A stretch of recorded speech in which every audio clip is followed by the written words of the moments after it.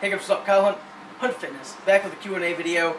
Back with the questions from the female flexible dieting group, but this one's about training. I already did flexible dieting and nutrition, so we got some training questions that can hopefully help you guys out. So, Alright, what should you do with muscle imbalances if one side's stronger than the other or if one side's bigger than the other? you get this question a lot, and I never recommend doing more volume to the one side that's weaker or smaller. I just tell people to focus on the unilateral movements. So the dumbbell exercises, the one arm exercises, the one leg exercises, lunges, Bulgarian split squats, stuff like that. And then over time, it'll all come together. I mean, it's nothing. I mean, it bothers people, but it's really nothing to worry about as long as you're doing unilateral stuff. It'll all catch up. Alright, box squat techniques. Should you sit on the bench or just touch it? Well, really both work. There's a benefit to actually sitting down on the box, coming to a complete stop, then exploding up. And then there's a benefit to just kind of, if you're not really focused on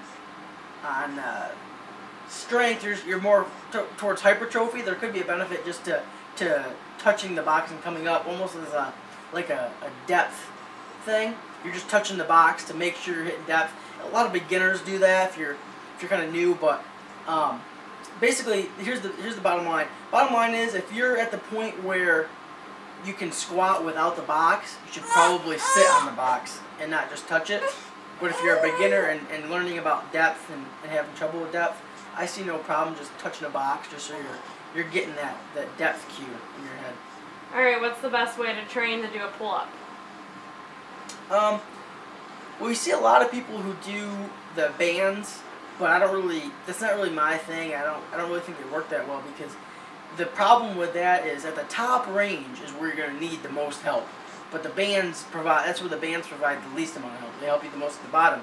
But most people can jump up and grab a bar and do the first half of the rep. It's that top half. So I actually would think doing negatives. So using a box or something that can allow you to get up into like a flexed arm hang, and then doing the concentric part of the pull-up and working to where you're getting more strength that way is probably best. However, at the end of the day, just kill your pulling exercise, and your back if you're trying to learn how to do a pull-up and you can't do it, you just need to get your back stronger. So kill rows, pull downs, all that shit. Alright, bench press for powerlifting. Elbows flare out to the sides or keep elbows tucked into sides? You want to keep your elbows tucked in, shorten the range of motion, better for shoulder health, and better for your pec health as well. Obviously, bodybuilders do it with the flared elbows. Puts a lot more strain on your chest and shoulders. Works your chest more, but powerlifting is all about moving the most amount of weight, so elbows tucked. Alright, what is the most optimal rest period for fat loss? Well, the biggest thing with that is I feel like you should always be training for hypertrophy and strength as your primary goal. Always gain. I mean, for body composition purposes.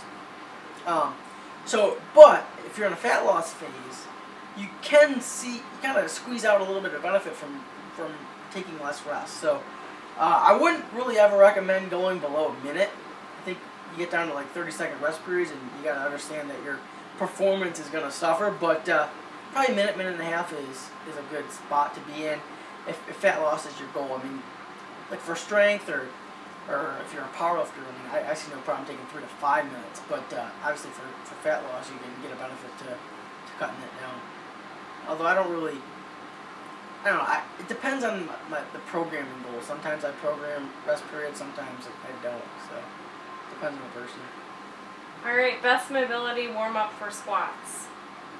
Well, this is going to be pretty individualizing, because really I think a lot of times people just do random mobility stuff without really assessing where they lack the mobility or have an issue. Most people have problems with their ankles. Most people have problems with their hips.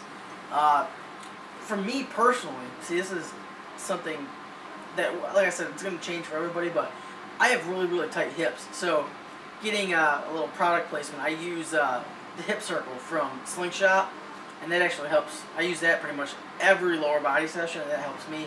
But if someone that doesn't have tight hips, it might not help, and they might need to do something else. So it's pretty individualized. Alright, is it completely necessary to fail on every set during your workout in order to gain muscle mass? No, it's not. And I think failure is a tool that can be used for hypertrophy and strength, but it's a tool that you don't want to take advantage of doing it too much, because it's just not necessary, and it's just gonna lead to there's a point of diminishing returns.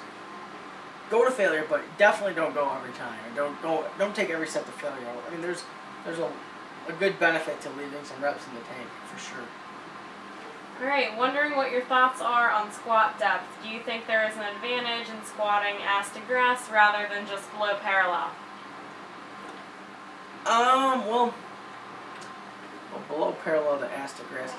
Most of the time when people say ass to grass, I don't actually mean, like, for instance, if you watch an Olympic lifter do like a front squat or catch a clean, or even most of the time when they're even back squatting, they literally take an ass to grass, meaning their ass is touching their ankles.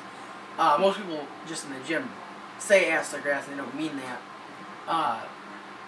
But I mean, as soon as you hit parallel and below is when the most glute activity takes place. So if you want them booty gains, yeah, you should go ass to grass. Right, what kind of training split is best for muscle maintenance, not gain, or is this purely nutrition? What training split is best for?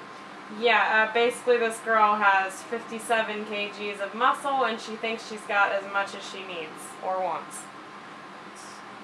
She doesn't want to grow her muscles any bigger. Alright. Suggestions for mobility work for hips. Anything to add besides the hip circle? I mean, yeah, there's a ton of mobility stuff you could say, but I like the hip circle. It's been helping me quite a bit. Probably the best thing I've found to get my hips ready for a lower body section. So yeah, circle. Does the weekly split make a difference if the overall volume remains the same for the week? Well, volume at the end of the week is going to be what's most important, and how you divide it up. I mean, there's millions of different ways to divide it up, but at the end of the day, if you're still hitting the same amount of volume, the training stimulus is going to be pretty similar, as long as the intensities are the same as well. That's something else to think about. I mean, a lot of times the training split and how you divide up your training is really just allows you to use adequate intensity to create the volume. I mean, so it all depends. I mean, you can do upper, lower, you can do full body, you can do push, pull, leg. There's tons of different ways to split it up. Alright, this girl wants to know how often you can train a particular body part a week, if you want to bring it up, if it's falling behind. You could train it every day if you wanted to. You train 6 days a week. But I don't think just jump into that. Basically, what I would say, if you're training, if you have a muscle group you want to bring up or want to just emphasize, I guess, and you're training it once a week, start training it twice a week. If you're training it twice a week, start doing it 3 times a week.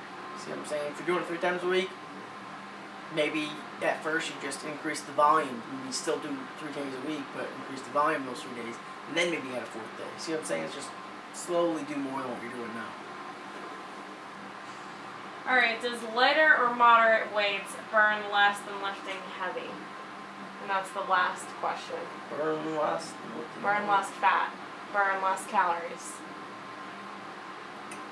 Well, the act itself, probably maybe a little bit, but not really an amount that would amount to anything, really. I don't think it's really something to think about in those terms of lifting and how many calories you're burning, really, per se.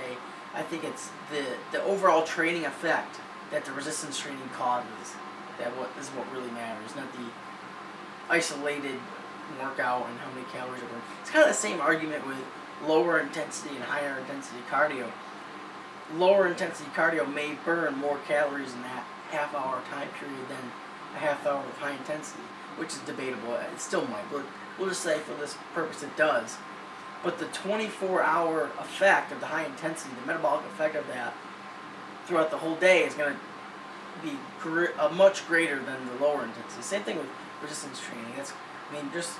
It's really hard to look at. And I have clients sometimes that ask me, how to track how many calories are burning in the gym when they're lifting. And it's just not something I recommend tracking because it doesn't really make a difference. Like I said, it's the effect it has, the training effect it has, not necessarily the amount of calories burned per session. So I don't know if that really answered your question, but hopefully it helped. Is that all? Yeah, that's it. All the questions? Alright. Hopefully you guys found that informative. Me and Lucy are out. Till next time. Peace.